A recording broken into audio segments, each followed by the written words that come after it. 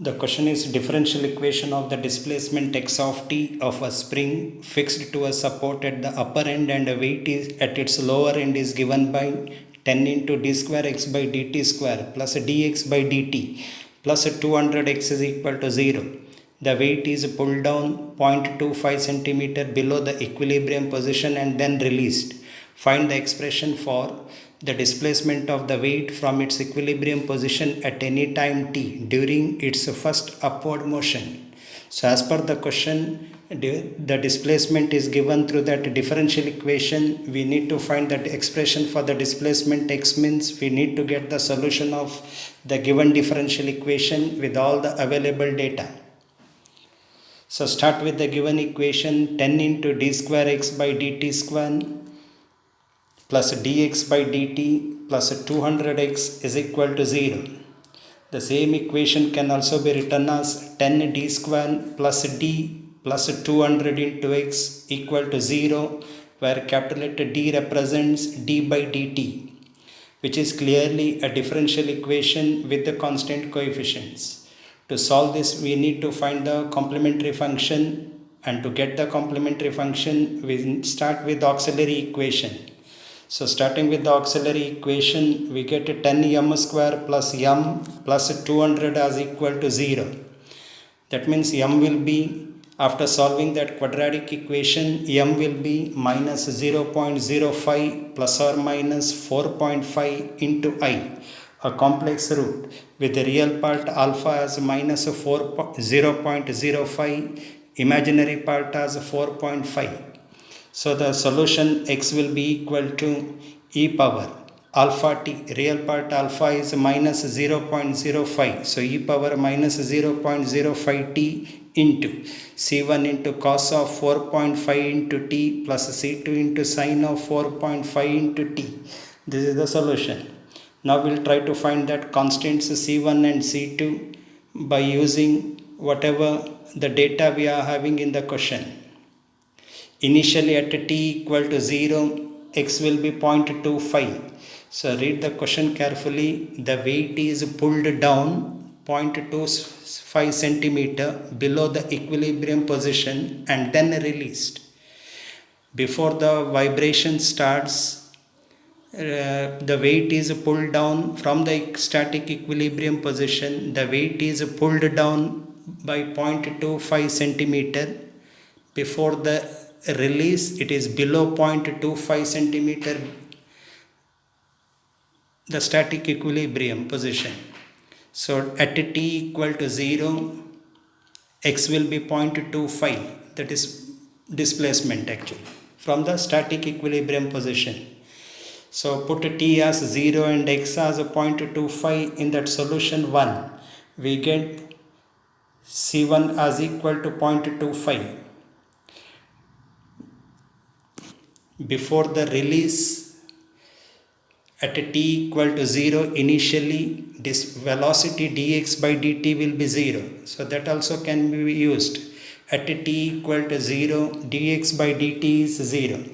But to use this condition, we need dx by dt. So look at that solution x, which is named as 1, and from that differentiate it with respect to t and get dx by dt. See what is that dx by dt. Once you get dx by dt, in that you put t as 0 and dx by dt as 0.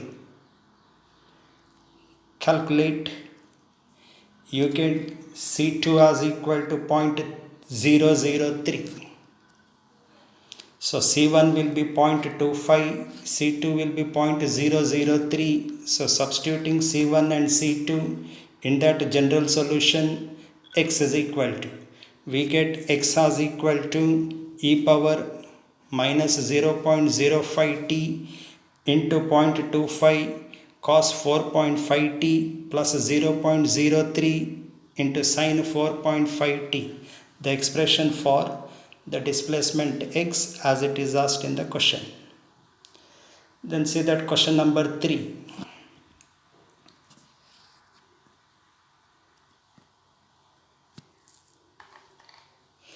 The differential equation of a simple pendulum is d square x by dt square plus omega naught square x is equal to f naught into sin n t, where omega naught f naught are constants. Initially x will be 0. Initially means at t equal to 0.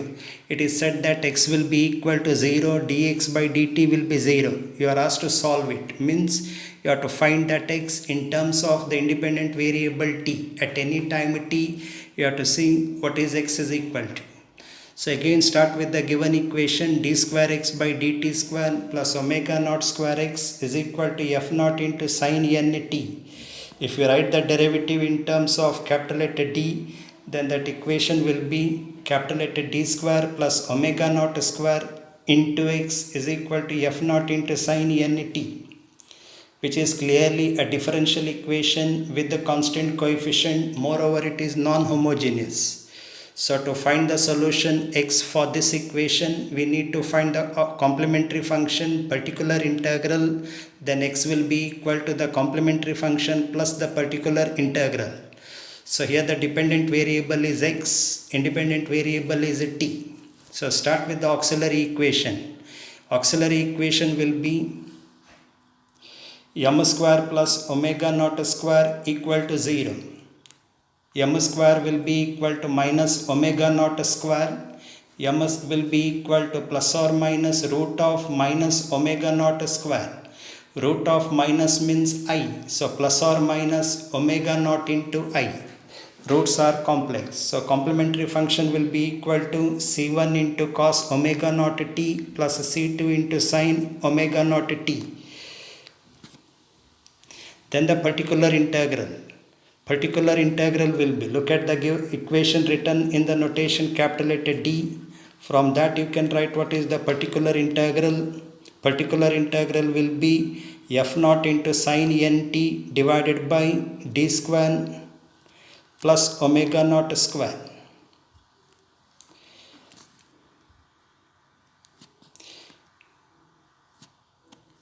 Here f naught is constant, so let it be as it is. Sin n t divided by d square plus omega naught square.